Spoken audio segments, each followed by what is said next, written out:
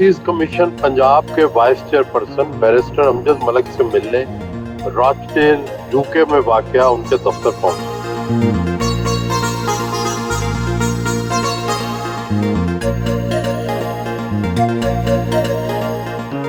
पक्के फैसलाबादी हैं, वहीं पढ़े बढ़े, इंग्लैंड कैसे आना हुआ? जी, मैं एक गवर्नमेंट स्कूल में पढ़ा हूँ, गवर्नमेंट कॉलेज जो साबरिया सराजिया स्कूल है। फिर गवर्नमेंट कॉलेज मैंने अपने टॉप किया। फिर गवर्नमेंट कॉलेज लाहौर आया। फिर उसके बाद मेरी फैमिली में यहाँ अजीजदारी में शादी हुई। और पहले शादी हुई, फिर मैं यहाँ आके लॉ पढ़ा। आप वहाँ आपने मास्टर्स इंग्लिश में किया? इंग्लिश लिटरेचर में मैंने मास्टर किया और लॉ अभी कर रहा था, तो फिर यहाँ हडर्सफील्ड यूनिवर्सिटी में दाखिला भी हो गया। सो शादी के साथ साथ फिर तालीम भी हासिल की। आपने ह्यूमन राइट्स के हवाले से बतौर वकील बड़ा नाम पैदा किया। कौन कौन से आपके बड़े क्लाइंट और मुकदमे रहे? मैंने ओवरसीज पाकिस्तानियों के लिए बड़ा काम किया और यहाँ पे इमिग्रेशन में टेररिज्म का बड़ा उस वक़्त था इशू। 2008 9/11 के बाद यहाँ लोगों को बहुत मुश्किलात हुई, तो मैंने एक मुकदमा एक रिलीजियस प्रीचर का लड़ा, इमाम था मियाँ चन्नू का, जिसको वो मुल्क बदर कर रहे थे। मैंने 6 साल उसका मुकदमा लड़ा और जीता। इसी तरह पाकिस्तानी स्टूडेंट्स का बहुत मुकदमा मशहूर हुआ, जो आंडिल सेंटर के इस सिलसिले में वो उनको निकाल रहे थे और उनका हमने लड़ा, प्रो बोनो केस लड़ा और जीता। और उसके ऊपर टाइम्स ने मुझे लॉयर ऑफ द वीक का खिताब दिया। मैंने डोमेस्टिक वायलेंस विक्टिम्स के बहुत ज़्यादा केसेस किए। ख़वातीन जो यहाँ आके घरेलू तशद्दुद का शिकार होती हैं, उसके ऊपर कानून भी चेंज हुआ उस केस वर्क के ऊपर। और उसके ऊपर मुझे उस वक़्त सन 2000 में लॉर्ड जस्टिस बिंगम ने बेस्ट वकील का अवार्ड दिया for representing 5 victims of domestic violence, female Asian victims. उस वक़्त जो मेन अवार्ड है वो आजकल जो वज़ीर आज़म हैं, उस वक़्त वो बैरिस्टर थे, यंग बैरिस्टर केयर स्टारमर को, मेरे साथ जो मेन वकील है ह्यूमन राइट का, उसका अवार्ड उनको गया, यंग वकील का अवार्ड मुझे मिला। उसके अलावा यहाँ कम्युनिटी में मैंने मुस्लिम लीग के जो कायद हैं उनकी यहाँ लीगल रिप्रेजेंटेशन की। यहाँ बरतानिया में उनका पूरा लीगल सेटअप देखा। 2 दफ़ा मैं उनके साथ जो हैं वो, जब भी वो एग्जाइल से वापस गए, दोनों दफ़ा मैं उनके साथ। यहाँ भी उनके केसेस किए? यहाँ भी उनकी फैमिली के जो भी केसेस थे। पाकिस्तान के वकीलों और यहाँ की जो लॉयर फ्रेटर्निटी है, इसके दरमियान आप ब्रिज भी बने, पुल बने, उसके लिए क्या किया? मैंने अल्हम्दुलिल्लाह 5 चीफ जस्टिस को यहाँ होस्ट किया, पाकिस्तान के जी। और यहाँ के जो वकला हैं उनको यहाँ उनके साथ मिलवाया, ब्रिटिश लॉ सोसाइटी के साथ। फिर हमने जो बार के रिप्रेजेंटेटिव हैं उनको यहाँ मुलाकातें हर साल एक प्लेटफॉर्म से फराहम की। अल्हम्दुलिल्लाह आसमा जहांगीर, बैरिस्टर एतजाज अहसन, अली अहमद कुर्द और पंजाब बार काउंसिल के वेरियस वाइस चेयरमैन अपने वफूद के साथ यहाँ आए। वो छुट्टियों में, अगस्त की छुट्टियों में आते थे, हम उनके साथ मकालमा करते थे, वो MOU बनाते थे, फिर उसकी पेशरफ्त का जायजा लेते थे। ये वो जो आजकल आपको अदालतें या वोटिंग राइट या पार्लियामान में सीटें या 1 विंडो फैसिलिटेशन डेस्क या इवन SIFC या आपको एयरपोर्ट के ऊपर जो डेस्क बनते हैं, ये उसके ऊपर बहुत स्ट्रगल है, पीछे 20 साल स्ट्रगल के बाद। यहाँ एक वकील की कितनी कमाई हो जाती है? आम वकील जो है 1 लाख से 2 लाख पाउंड जो है वो सालाना कमाता है। बतौर वकील जिंदगी में मुख्तलिफ तजर्बात होते हैं, कोई ऐसा तजर्बा जो आपकी जिंदगी पर गहरे नकूश छोड़ गया हो? मैंने जब मौलाना का केस किया तो उस वक्त में 9/11 हो गया और यहाँ पे कम्युनिटी बहुत वॉलेटाइल थी, हुकूमत बहुत सख्त थी और वो तारकीन वतन या मुसलमान लोगों को तरह तरह की उस वक्त मुश्किलात का सामना करना पड़ा था। तो वो उस वक्त जब मैंने केस ये जीता, तो जब ये मीडिया पे आया तो उस शाम को कुछ लोगों ने हमारे घर के आके जो बड़े बड़े पत्थरों से मेरे घर की खिड़कियां तोड़ दी आके कि ये वो वकील है जिसने ये मुकदमा लड़ाया था। मलिक साहब, ये क्या वजह है कि हम यहाँ के अखबारात में अक्सर औरतों पर तशद्दुद, देसी औरतों पर तशद्दुद की रवायत है, बच्चों की ज़बरदस्ती शादियाँ करने की रवायत है। इसके पीछे नफ्सियात क्या है और इसका तदारक क्या है? देखिए, ये सोसाइटी बहुत लिबर्टीज के ऊपर यकीन रखती है। इनका जो हॉलमार्क है यहाँ की अदालतें हैं जो इंसाफ करती हैं। हम यहाँ आके इन शख्सी आज़ादियों को इंजॉय तो करना चाहते हैं, लेकिन फिर कुछ कुछ कम्युनिटी को लिमिट करना चाहते हैं। उनमें हमारी खवातीन, बीवियाँ, बेटियाँ, बच्चियाँ शामिल हैं, माएँ शामिल हैं। हम चाहते हैं कि वो उसी माहौल में रहें जहाँ से हम आए हैं। हम इस माहौल को एंजॉय करें जहाँ हम लैंड कर चुके हैं। तो ऐसा ये सोसाइटी बर्दाश्त नहीं करती। ये जो आप ज़बरदस्ती की शादियाँ हैं, क्या इनका रुझान कम हुआ है? जबरदस्ती की शादियों का रुझान करने में यहाँ के जो बच्चे हैं उनका बहुत अमल दखल है। उन बच्चों ने रिवोल्ट करके बाहर मुल्क जाके अरेंज मैरिजेस जो है उसको करना और ये कजन मैरिजेस को उसके खिलाफ जो है वीटो किया है। अदरवाइज हम अभी भी चाहते हैं कि हम कोई भतीजा भतीजी या को भांजा भांजी लेके आए वहां से। ये वही है जैसे पॉलिटिक्स है कि हम अभी भी बरतानिया में रह के पाकिस्तानी पॉलिटिक्स करते हैं, लेकिन जो बरतानवी बच्चा है वो ये कहता है कि आप बरतानिया में रह के बरतानिया की किसी सियासी जमात में हिस्सा क्यों नहीं लेते? आप भी तो पाकिस्तानी सियासत में ज्यादा दिलचस्पी रखते हैं, यहाँ की सियासत में भी हिस्सा लेते हैं। मैंने यहाँ की सियासत में शुरू में लेबर पार्टी के प्लेटफॉर्म से काफी इंटरेस्ट लिया, काफी काम भी किया, लेकिन मसला ये है कि आप जब दो कश्तियों में पैर रखते हैं तो फिर एक तरफ के भी नहीं रहते। तो I made a decision at some point कि पाकिस्तान में मेरा ख्याल जमहूरियत और शख्सी आज़ादियों की और ह्यूमन राइट की मैं ज्यादा काम कर सकता हूँ। लेकिन पाकिस्तान में तो जो अदलिया की आज़ादी है इसके बारे में दो रवैये हैं कि जब अदलिया को थोड़ी आज़ादी मिली तो उन्होंने वज़ीर आज़म ही रुखसत कर दिए दो, और दूसरी तरफ जब पाबंदियां लगती हैं तो अदालतें बोलती भी नहीं है। तो ये दोनों रवैये यहाँ किस तरह उनका तवाज़ुन बरकरार रखा जाता है? हुकूमत की मुदाखलत, एस्टेब्लिशमेंट की मुदाखलत और दूसरी तरफ अवामी दबाव। मैंने आपको कहा कि 9/11 हो गया, सारा कुछ हो गया। यहाँ हम मुसलमान और पाकिस्तानी अदालतों के इंसाफ की वजह से बचे हैं या ठहरे हैं या बचे हैं। स्टाफ से मीटिंग की,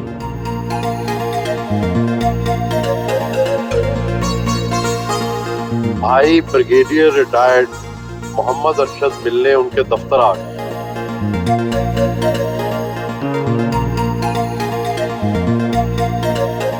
दफ्तर से रवाना हुए।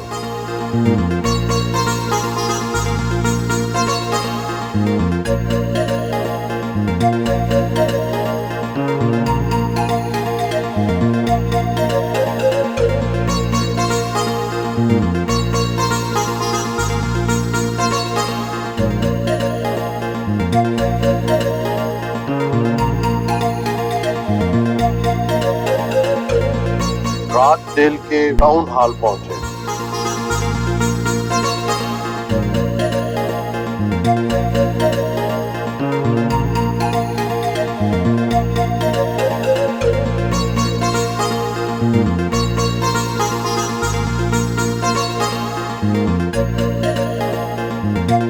खूबसूरत तारीखी हाल का दौरा किया।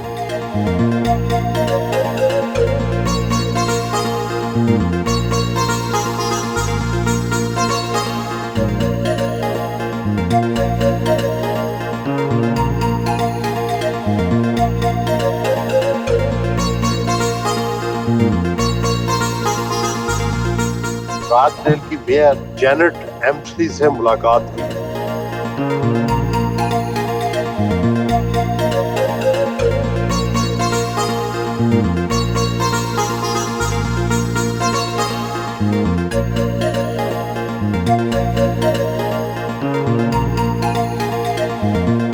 कौंसल चैम्बर हॉल का दौरा करवाया।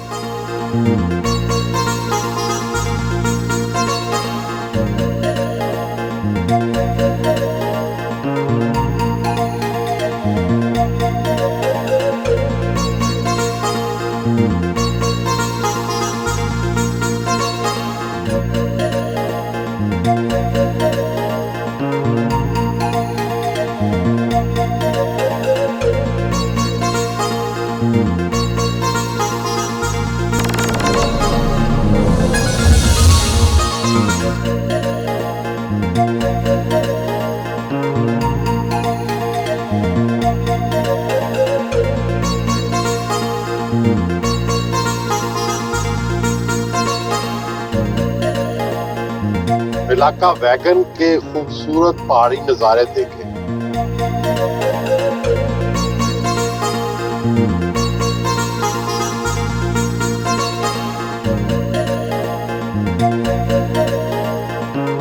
ओल्ड एज होम पहुंचे। मुबशरा कादर ने गुलदस्ता पेश किया।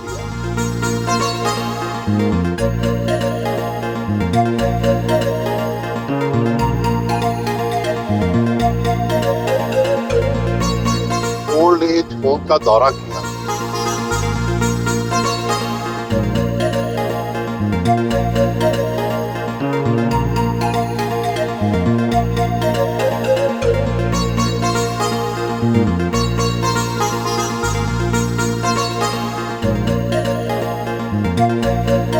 शाम की चाय वहीं पी।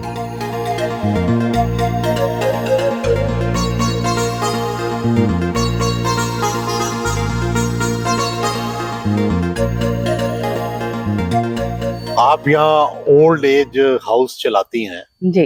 कितने आपके पास यहाँ लोग हैं और किन किन एज, किस किस उम्र के हिस्से के लोग हैं? हमारे पास जो है ओवर 55 के लोग आते हैं और अप टू ओवर 100 इयर्स तक भी हैं कुछ लोग, और उसमें जो है हमारे पास 35 to 40 रेजिडेंट्स होते हैं, 50 स्टाफ है, और उनकी हम सारी लुक आफ्टर हम खुद करते हैं। लुक आफ्टर में क्या क्या शामिल होता है? उनकी मेडिसिन, उनका खाना पीना, उनके पर्सनल हाइजीन, सब कुछ। ये जो लोग हैं, इनके एक्सपेंसेस या इनके अखराजात कौन बर्दाश्त करता है? इनके एक्सपेंसेस इनकी फैमिलीज, ये खुद, नहीं तो फिर काउंसिल प्रोवाइड करती है। आमतौर पे सबका, अगर सबका नफ्सियात का जायजा लिया जाए तो सबसे बड़ा मुतालबा क्या होता है? किस चीज को मिस करते हैं? वो लोग अपने घर को, अपने बच्चों को, अपनी फैमिली लाइफ को बहुत मिस करते हैं। तो वो आते हैं बच्चे इन्हें मिलने या हाँ जी, हफ्ते में एक दफा उनके बच्चे आके उनसे मिल जाते हैं, या जब उनके पास वक्त हो वो आके कई मिल भी जाते हैं। और कई ऐसे वालिदैन भी हैं जिनकी औलाद उनसे नहीं मिलने आती, उन्होंने उनको भुला दिया हुआ है। जो बूढ़े हैं जी जी, वो भी बच्चों की तरह हो जाते हैं बेशक। और उनको डील करना मुश्किल भी हो जाता है। इतना मुश्किल नहीं है, अगर आप एक दफा यूज टू हो जाएं तो फिर इतना आपको मुश्किल नहीं लगता। तो मलिक साहब यहाँ पे इनका क्या रिलेशनशिप ये है? हमारे लीगल सोलिसिटर हैं, एक फैमिली फ्रेंड भी हैं, एक मेरे बाप का किरदार भी इनका मेरी लाइफ में रहा है। मैं जब भी कोई मुसीबत में पढ़ूं या मुश्किल में पढ़ूं, मैं इनसे एक कॉल करती हूँ और मुझे अपनी मुसीबत का वो हल उस टाइम मुझे मिल जाता है।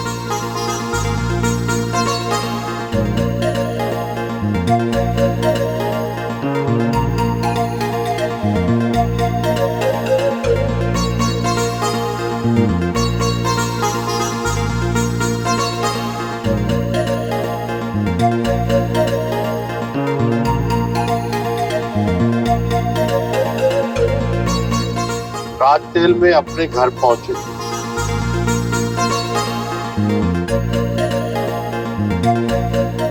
बैरिस्टर अमजद मलिक साहब, आप ये फरमाएं कि आपकी कई हैसियतें हैं। आप ओवरसीज के लिए काम करते हैं, कमीशन के, जो पंजाब का कमीशन है ओवरसीज का, उसके सरबराह हैं।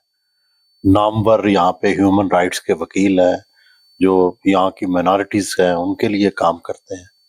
और फिर आपका एक सियासी रोल भी है और आप मुस्लिम लीग नून के लिए उनकी जद्दोजहद में शामिल रहे हैं, पार्टी के रहनुमा हैं। सबसे ज्यादा आपका दिल किस रोल में लगता है? I enjoyed law. मैंने जो लॉ प्रैक्टिस की है, हमारी बेसिक जो उस वक्त मेंटोर था कि हम एक्सेस टू जस्टिस के लिए काम करेंगे, लोगों की जो इंसाफ की राह में रुकावटें हैं उसको दूर करने के लिए case work and policy work करेंगे। ये उसी का ही हिस्सा है, जो उसमें पॉलिटिक्स भी आ गई, जो उसमें ओवरसीज पाकिस्तानियों का रोल भी आ गया, क्योंकि as a political role I think we fit it in the bill. जब अपोजिशन को जरूरत होती है पाकिस्तान में जमहूरियत की फरावानी रवानी बहाली के लिए, तो लॉयर्स अच्छा fit it in the bill. तो हमने अच्छा काम किया अपोजिशन में रह के। मुशर्रफ साहब की आमरीत हो या बाजवा साहब का हाइब्रिड रजीम हो, तो हमने नवाज हुकूमत में नहीं रोल इफेक्टिव होता? हुकूमत में इर्द गिर्द बहुत सारे नए फैक्टर्स आ जाते हैं, नए लोग आ जाते हैं, नए इन्वेस्टर्स आ जाते हैं, और उनका शायद उस तरह पैशन नहीं होता, दे आर डूअर्स, उनको पता होता है कि हमने ये काम करना है और इससे हमें ये फायदा होगा, तो वो लोग ज्यादा जीराई हासिल करते हैं। ऑपोजिशन में जो है बहादुर लोग काम करते हैं। मलिक साहब, पाकिस्तान में दो आरा पाई जाती हैं कि क्या ओवरसीज पाकिस्तानियों को बराह रास्त पाकिस्तान के आम इंतखाबात के हलकों में वोट देने का हक हो, या आप समझते हैं स्पेशल सीटें हों ओवरसीज के लिए। जाहिर है ओवरसीज की अहमियत से तो कोई इनकार नहीं कर सकता, आप क्या रास्ता तजवीज करते हैं? देखिए, ओवरसीज $35 बिलियन की तरसीलात भेजते हैं, उनको पाकिस्तान में रास्ता तो मिलना चाहिए। हमने ओवरसीज के ऊपर एक रेड टेप लगा रखी है जिसके जरिए हम उसको पास भी नहीं फटकने देते, स्टेक होल्डर के तौर पे मानते नहीं हैं। इनडायरेक्ट खवातीन की तरह, उलमा की तरह इनको 10-12 सीट दे दें, जो कि मंशूर है मुस्लिम लीग का भी, और इसके ऊपर मुख्तलिफ आरा है जो इसके हक में जाती हैं। उससे ये होगा कि इनके नुमाइंदे पैदा हो जाएंगे और ये अपने सफारत खानों के जरिए, यहाँ कुली कचहरियों के जरिए लोगों के मसाइल हल कर सकेंगे, सुन सकेंगे, वहाँ पार्लियामान में आवाज बन सकेंगे। वोटिंग राइट जो वैसे पाकिस्तान जाके डालना है वो फ्री स्टैंडिंग राइट है लोगों का, लेकिन वो बड़ा मुश्किल है कि इलेक्शन के तौर में आप जाएं और वहां पे सिर्फ वोट डालने के लिए जाएं, वो बड़ा महंगा पड़ेगा। और किसी अगले स्टेज के ऊपर यही जो इनडायरेक्ट आपके कैंडिडेट्स होंगे जो MNA बन जाएंगे, उनके री इलेक्शन के तौर पे कुछ हलकों में आप नायकोब कार्ड के जरिए और एम्बेसियों के जरिए इलेक्शन करवा सकते हैं, लेकिन ये पूरी दुनिया में मुमकिन नहीं होगा। इसके ऊपर डाटा चोरी होने का खतरा है, इसके ऊपर आपको सारा डाटा इलेक्शन कमीशन का एम्बेसियों को देना पड़ेगा, रिटर्निंग अफसर मुकर्रर करने पड़ेंगे।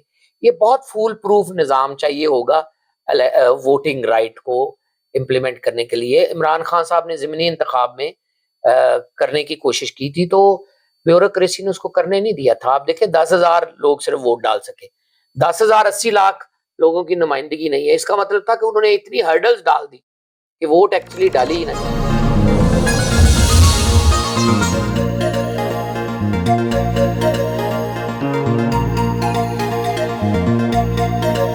खाने पर फैमिली मिलने आई।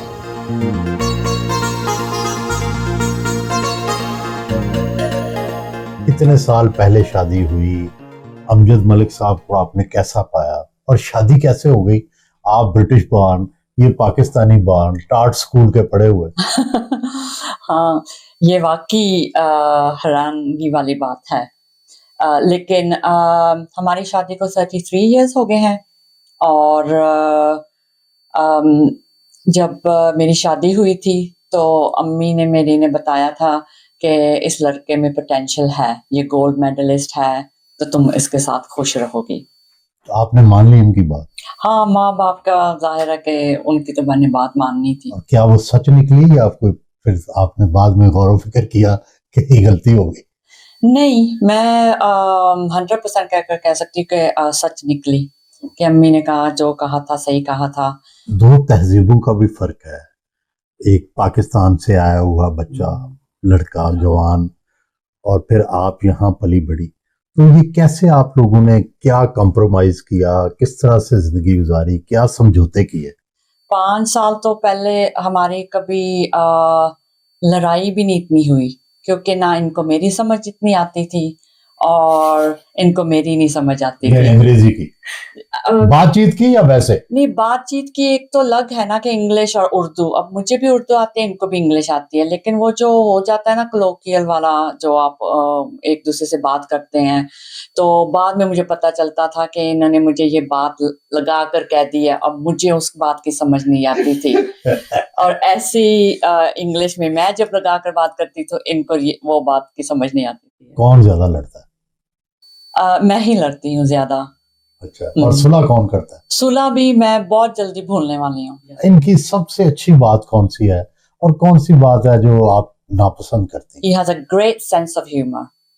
हंसमुख है ये जहां भी जाते हैं महफिल लगा देते हैं। और कौन सी बात आपको पसंद नहीं आती इनसे, इनसे झगड़ा होता है? वो है कि ये जब अपने फोन पे बैठते हैं तो घंटे गुजर जाते हैं, तो इनको पता ही नहीं चलता कि कितना टाइम मैं फोन पे बैठ चुका हूँ। तो मैं जब कहती हूँ कि बस करें तो 2 मिनट 5 मिनट, तो लेकिन ये लगे रहते हैं। तो आप टीचिंग पहले दिन से करती हैं, अब भी करती हैं? हाँ, मेरी एक्चुअली जॉब है, सिविल सर्वेंट हूँ रॉचडेल काउंसिल में। तो मेरी जॉब है असाइलम सीकर्स और रेफ्यूजीज के साथ। हाँ बेटा, आपके जो फादर इन लॉ है जी वो कैसे हैं, और जो है आपको इनकी सबसे क्या अच्छी चीज लगी? डैड बहुत फनी है, तो आई थिंक एक दिन भी नहीं जाता कि इस घर में सब हंसते रहते हैं, अल्हम्दुलिल्लाह, and he is very understanding. I think that's what I love the best about dad. अब आप ये यहीं पली बड़ी हैं? मैं लंदन में पैदा हुई हूँ, तो मेरी फैमिली लंदन में ही है, लेकिन मैं ओरिजिनली दुबई में ग्रो अप हुई हूँ 15 इयर्स। कैसे शादी हुई? It is purely arrange marriage? नहीं, वो हमारे जानने वाले थे, फैमिली फ्रेंड्स के थ्रू, अल्हम्दुलिल्लाह। पर आई थिंक हमजा को प्यार भी हुआ होगा। So it's a bit of mix. जी हमजा, आप बताएं, आप अपने फादर को किस तरह से देखते हैं? बचपन से अब तक उनमें क्या तब्दीली आई है? अबू जी के साथ में जो रिलेशनशिप है वो टू फोल्ड है। एक तो obviously he's my father, but I've known him in a different setting because I've also worked with my father.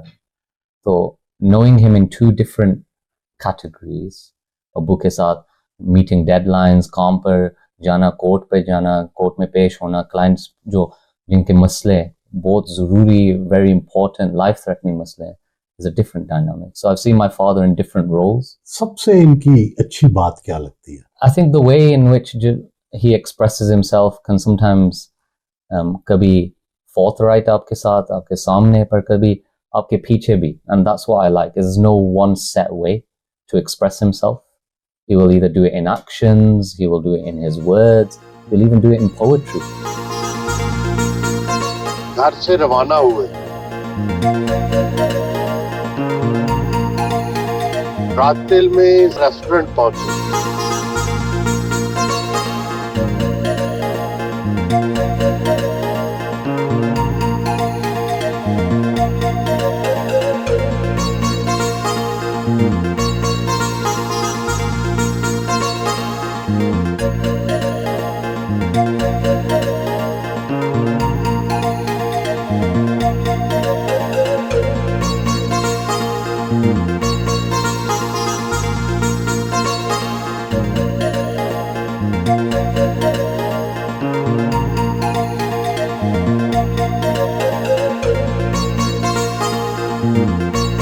भाई ब्रिगेडियर मोहम्मद अरशद ने बैरिस्टर अमजद मलिक और कौंसल जनरल इम्तियाज गोंदल के एजाज में जोराना दिया।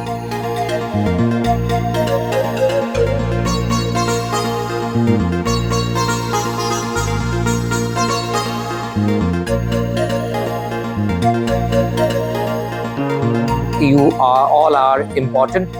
Every single person is representing a community or an institution or a club or a group or an area, and that is why you are chosen to come and welcome jointly to our Council General. We have to work together, and ये जो political parties हैं ये वगैरह, first Britain, Pakistani British comes first now. तो we got हम survival हमारा इधर है, we can help Pakistan.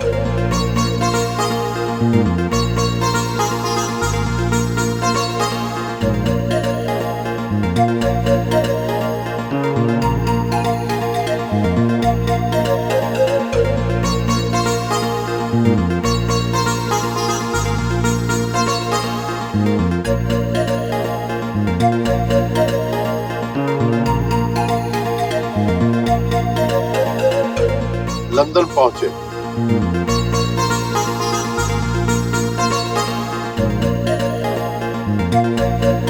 कायद की यादों से वाबस्ता लिंकन इन पहुंचे, साबिक़ निगरान वज़ीर आज़म अनवारुल हक काकड़ से मुलाकात की। लिंकन जिन में ब्रिटिश पाकिस्तानी लायर्स की तरफ से मुनक़दा इंडस वाटर ट्रीटी के उन्वान पर सेमिनार में शिरकत की। Earliest civilization of Chinese, Indus, Mesopotamian, and Egyptian. They were the four oldest brothers. This story, epic story of the mankind, it all started around the rivers. Whether it was Nile or Tigris or Indus, So rivers are the soul where the human journey has begun. India and Pakistan were somehow lucky that they resolved many conflicts. Indus Water Treaty is one of them. This is one of the best things Pakistan and India have done. But since the Hindutva rule of Mr. Modi started, he actually violated almost every tradition which was part of India and which was part between India and Pakistan. The Indus Water Treaty of 1960, brokered by the World Bank, governs the use of the Indus River system between India and Pakistan. It is widely regarded as a successful model of transboundary water conflict resolution.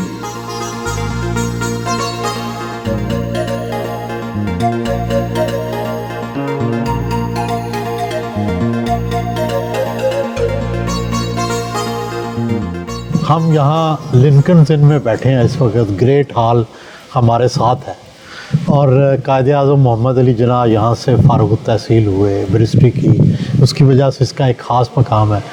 और बड़ी दिलचस्प बात है कि आपने ख़ुद भी यहाँ से लिंकन्स इन से बैरिस्ट्री की और फिर आपके बेटे हमज़ा ने भी की।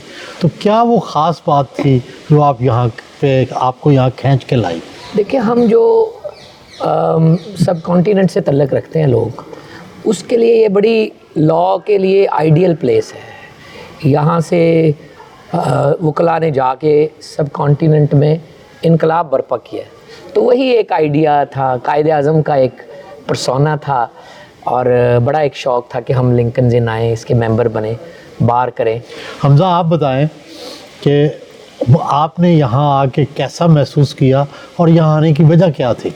जब हम लिंकन्स इन आए थे पहली बार तो मेरे अब्बू लेकर आए थे, तो आज उनके साथ बैठकर बहुत फ़ख्र की बात है और कोशिश थी कि मैं उनके नक्शे कदम में चलूं and I hope I achieve that. और जब भी हम आते हैं इधर लिंकन्स इन में कानून की इज़्ज़त सीखती है एंड जो कानून की इम्पोर्टेंस है, जो लोगों की मदद करने के लिए, वो उसमें तवज्जो दें तो वो दुनिया फिर आपकी ऑयस्टर बन जाती है।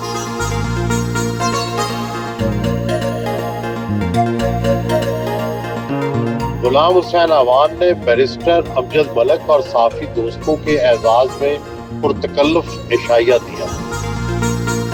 कानून के ज़रिए बनने वाली ये अदालतें आपके लिए 3 काम करेंगी कि आप यहाँ से बैठ के पाकिस्तान की अदालत में पिटीशन कर सकेंगे अपने केस के ऊपर। दूसरा, आप पिटीशन यहाँ ऑनलाइन कर सकेंगे और गवाही भी अपनी एम्बेसी के ज़रिए यहाँ से ऑनलाइन गवाही दे सकेंगे और 6 महीने में 3 पेशियों पे आपका केस का फैसला होगा।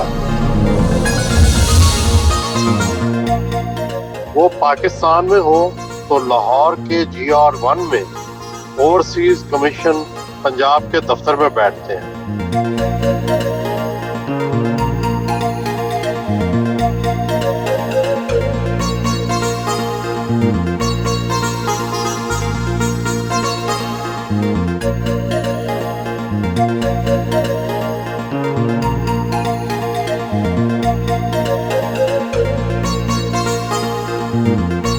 मुख्तलिफ ममालिक से तलक रखने वाले ओवरसीज पाकिस्तानियों से मुलाकात की और उनके मसाइल बारे दरियाफ्त की।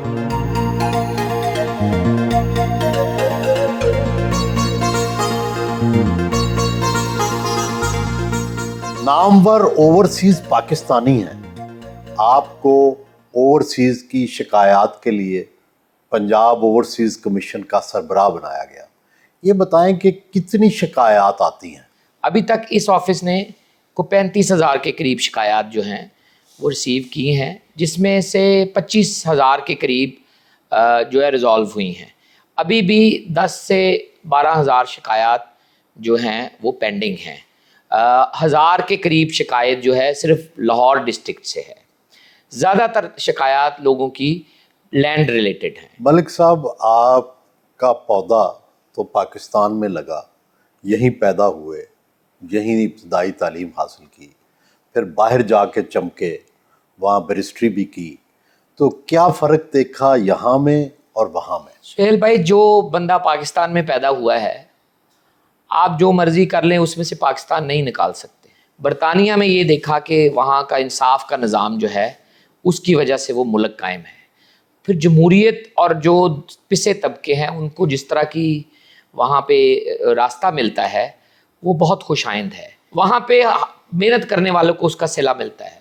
आप देखें कितने हमारे लॉर्ड्स हैं, एमपीज़ हैं, मेयर्स हैं, बिलियंस ऑफ डॉलर कमाने वाले बिजनेसमैन हैं।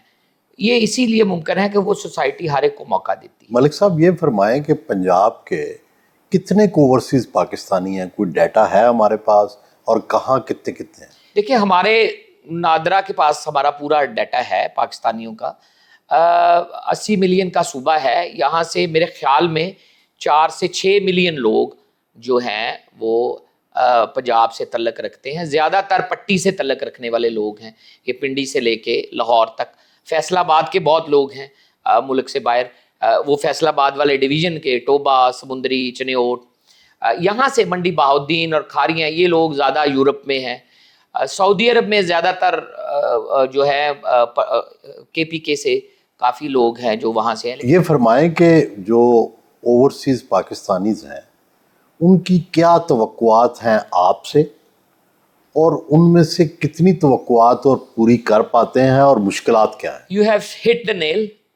मेरे ख्याल में तारकीन वतन की पाकिस्तान से मोहब्बत जो है वो एक तरफा है दोनों को मोहब्बत। पाकिस्तान को अपने ओवरसीज डायस्पोरा से बहुत मोहब्बत है।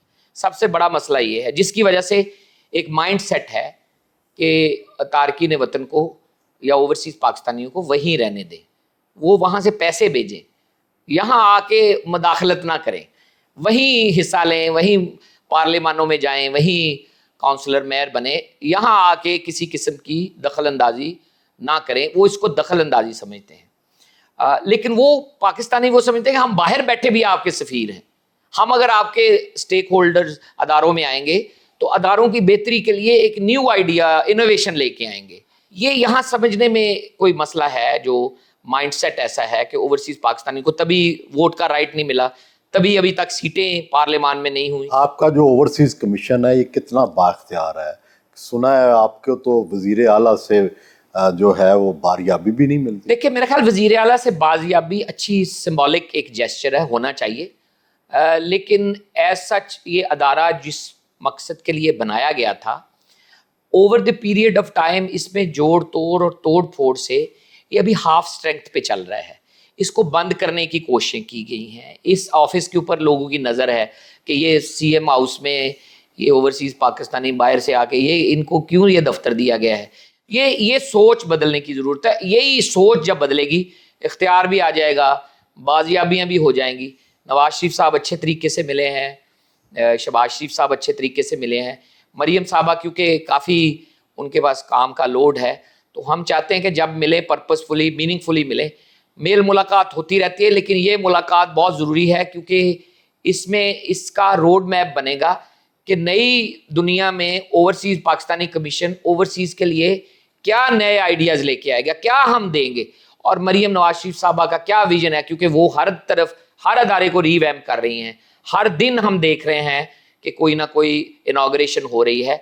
हमें भी ये तवक्को है कि जब OPC की बारी आएगी कि उसमें मरियम नवाज शरीफ साहबा से लोग तवक्को अभी बारी नहीं आई, अभी बारी नहीं आई, और अभी नियर फ्यूचर में शायद अभी और 2-3 महीने लग जाए, लेकिन हम अपना होमवर्क तेजी से कर रहे हैं। अच्छा मलिक साहब ये फरमाइए कि एक फेडरल सतह पर ओवरसीज का अदारा है, एक सूबाई सतह पर ये अदारा है, तो इनके अंदर कोऑर्डिनेशन कितनी है और आपस में कॉन्फ्लिक्ट्स कितने हैं? कोऑर्डिनेशन अच्छी है क्योंकि एक ही पार्टी की दोनों जगह हुकूमत है। अफजाल भट्टी और कमर साहब वहाँ हेड कर रहे हैं OPF को, और मंजे हुए लोग हैं, पहले भी यहाँ काम कर चुके। अफजाल भट्टी साहब यहाँ कमिश्नर रहे हैं, मैं OPF का चेयरमैन रहा हूँ 2-2.5 साल, तो मैं उस महकमे को अच्छे तरीके से जानता हूँ।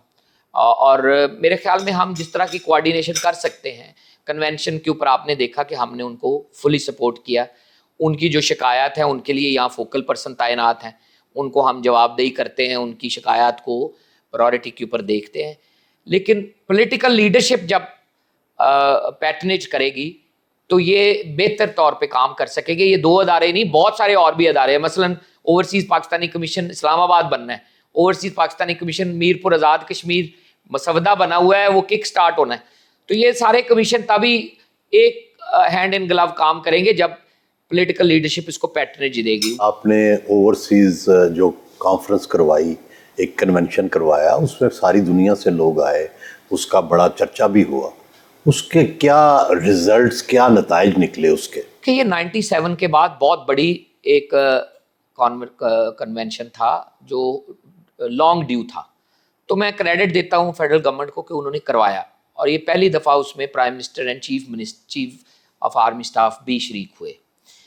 मेरे ख्याल में अगर सालाना हो तो ये जो पहले कन्वेंशन में जो दूरियां या वीकनेसेस थी वो अगले में दूर हो जाएंगी, और वर्कशॉप्स और अच्छे अंदाज में सीर हासिल गुफ्तगू हो सकती है। और दूसरा, जो पैसे हम भेजते हैं उसका कोई निज़ाम बेहतर होना चाहिए, जो सरमायाकारी करते हैं उसका निज़ाम बेहतर होना चाहिए, और उसके ऊपर प्राइम मिनिस्टर ने टास्क फोर्स बनाई है। सालिक साहब की क़यादत में टास्क फोर्स काम कर रही है, और अगर उसके ऊपर अच्छा पैकेज और अच्छी चीज़ें आ गई और जो ऐलानात हुए हैं वहाँ प्राइम मिनिस्टर के ज़ेर सरपरस्ती, अगर उनके ऊपर 60% भी काम हुआ तो आई थिंक अगले कन्वेंशन या अगले कन्वेंशंस तक चीज़ें काफ़ी बेहतर हो जाएगी। ये आप इसको इनॉग्रल कन्वेंशन समझें। क्या ये दुरुस्त है कि ओवरसीज पाकिस्तानियों में ज़्यादा हामी तहरीक इंसाफ के हैं और बाकी जमातों के कम हैं?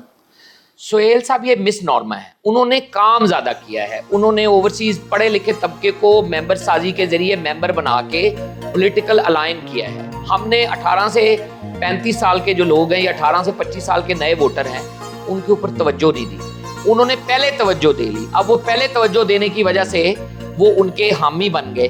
अब उनको अपनी तरफ लाना काम के ज़रिए मुमकिन है। जब पॉपुलैरिटी जो है वो कागज़ों में, उनका सोशल मीडिया इतना पावरफुल है, आप समझ ही सकते हैं कि ये एलॉन मस्क का दौर है। तो इसमें उन्होंने उसको ऐसा ट्रूथ एंड फेक न्यूज़ को मिक्स किया है कि उनका सोशल मीडिया ले डूबा सबको, और उसके शिकार अदारे भी हुए, और आजकल बरतानिया में केस भी चल रहे हैं। तो लेकिन उन्होंने उसके ऊपर इन्वेस्टमेंट बहुत की।